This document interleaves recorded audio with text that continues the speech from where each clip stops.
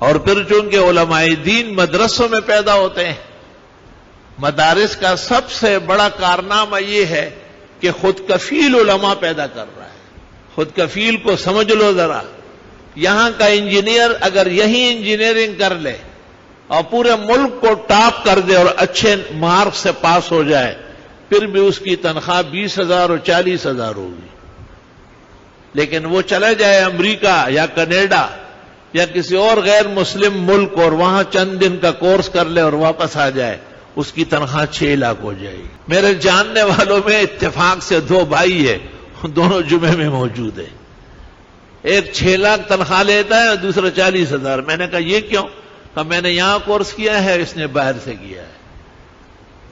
یہ اپنے ملک کی عزت لوگوں کی نگاہ میں اتنی زیادہ ہے، اور اپنے ملک کا کورس کتنا محترم ہے کہ وہ شرم کا ایک ٹین ہے جو پیچھے لگا ہوتا ہے، اس شرم کے ٹین کو ہٹانے کے لیے باہر سے مہر لگانی پڑے گی۔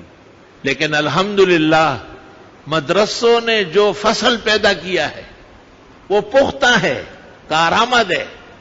دارالعلوم دیوبند دنیا کے اندر ہمارے علم اور عقائد کا مرکز ہے، لیکن ہمیں وہاں سے کوئی مہر لگانے کی ضرورت نہیں ہے۔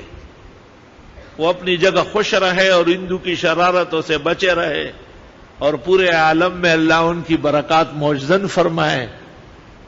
ہر دیوبندی مدرسہ اپنی جگہ دارالعلوم دیوبند ہے۔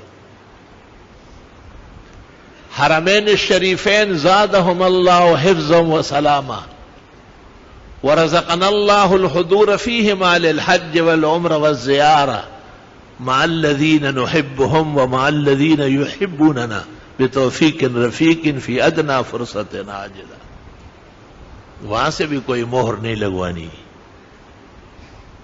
وہاں سے بھی کوئی علوم کا احتیاج نہیں ہے، بلکہ بعض مواقع پر ان کی خدمت میں گزارش کرنی ہوتی ہے کہ ان مسائل میں آپ غلطی کا شکار ہو رہا ہے، اور الحمدللہ 10 جگہ انہوں نے رجوع کیا ہے، اعلان کیا ہے کہ اس میں ہم سے غلطی ہو رہی ہے۔